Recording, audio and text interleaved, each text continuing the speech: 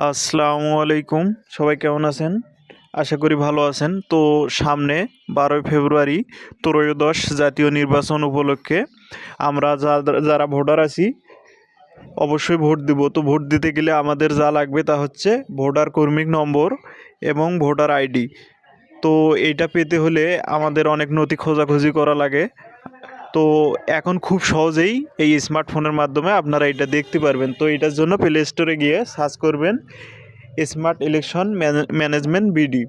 তো এখানে গিয়ে আপনারা হচ্ছে অ্যাপটা ইনস্টল করে নিয়ে ওপেন করবেন, সেটিং করে নেবেন ইংলিশ বা বাংলা। তো তারপর ক্লিক করবেন ত্রয়োদশ জাতীয় নির্বাচন, এখানে ক্লিক করবেন। ক্লিক করার পর আপনাদের কিছু করা লাগবে না, ডাইরেক্ট সার্চ অপশনে চলে আসবেন।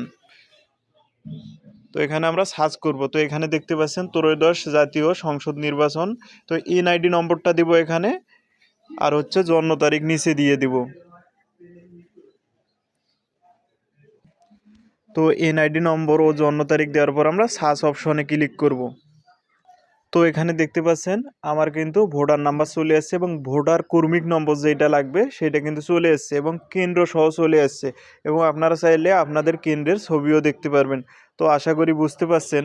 তো আমি যেটা বলবো, আপনাদের প্রথম ভোট ন্যায় ও ইনসাফের পক্ষে দিন। আসসালামু আলাইকুম।